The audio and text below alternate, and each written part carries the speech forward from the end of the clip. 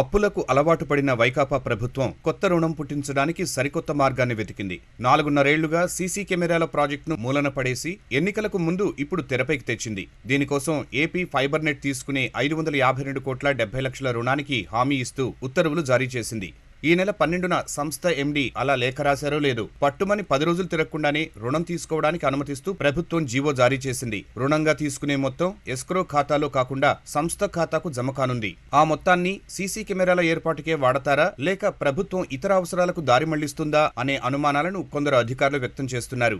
కొద్ది నెలల కిందట భారత్ బ్రాడ్బ్యాండ్ నెట్వర్క్ BBNL పనుల కోసం 600 కోట్ల రూపాయల రుణాన్ని గ్రామీణ విద్యుదీకరణ సంస్థ REC నుంచి APSFL తీసుకుంది. రుణం మొత్తాన్ని తిరిగి చెల్లించడానికి ప్రతిపాదనలో చూపిన లెక్కలే విచిత్రంగా ఉన్నాయి. ట్రాఫిక్ నిబంధనలు అతిక్రమించిన వారిని సీసీ కెమెరాల ఆధారంగా గుర్తించి వారి నుంచి జరిమానాలు వసూలు చేసి ఆ మొత్తం నుంచి చెల్లిస్తామని సంస్థ పేర్కొనడం విస్తుగొలుపుతోంది. దీనికోసం పోలీసులు, రవాణా శాఖ అధికారులతో సమన్వయం చేసుకుని ఇప్పటికే హైదరాబాద్, బెంగళూరులో అనుసరిస్తున్న విధానాలను అధ్యయనం చేస్తామని మరీ పేర్కొంది.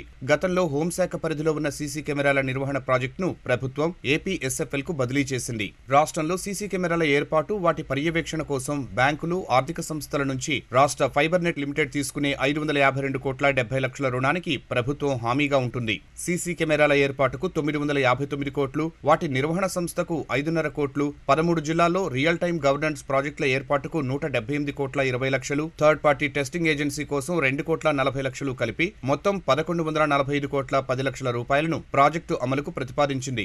అందులో ఇప్పటికే 926,20,00,000 రూపాయలతో గుత్తేదారు సంస్థ పనులు నిర్వహించింది. వారికి బిల్లుల రూపేణా చెల్లించిన 579,70,00,000 పోను ఇంకా 346,50,00,000 చెల్లించాల్సి ఉంది. ప్రాజెక్టు అమలులో జాప్యానికి వడ్డీలు, ఇతర ఖర్చులు కలిపి 28,40,00,000 రూపాయలు అవసరం. ప్రాజెక్టులో మిగిలిన పనులు చేపట్టడానికి అవసరమైన మొత్తాన్ని రుణంగా తీసుకోవాలని ఫైబర్ నెట్ సంస్థ నిర్ణయించింది.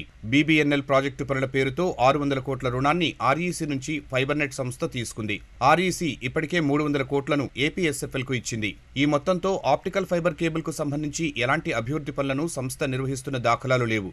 కొద్ది రోజుల్లో రెండో విడత మరో 300 కోట్లు విడుదల కానున్నట్లు ఓ అధికారి తెలిపారు. అభివృద్ధి పనులే జరగకుండా రుణాన్ని తీసుకుని ఆ మొత్తాన్ని సంస్థ నుంచి ఎక్కడికి మళ్లించింది అనే సందేహాలు వ్యక్తమవుతున్నాయి. దీంతో పాటు ప్రస్తుతం సీసీ కెమెరాల నిర్వహణ పేరిట మరో 552 కోట్ల రుణాన్ని సంస్థ తీసుకోనుంది. ఇప్పటికే సంస్థ ప్రతి నెల 5 కోట్ల రూపాయల నష్టాల్లో ఉంది. REC నుంచి తీసుకున్న 300 కోట్లు, తీసుకోబోతున్న 852 కోట్లు కలిపి మొత్తం 1,152 కోట్ల కొత్త అప్పులపై వడ్డీల భారం పెరిగి సంస్థ మునిగిపోయే ప్రమాదం ఉందని కొందరు అధికారుల్లో ఆందోళన వ్యక్తమవుతోంది.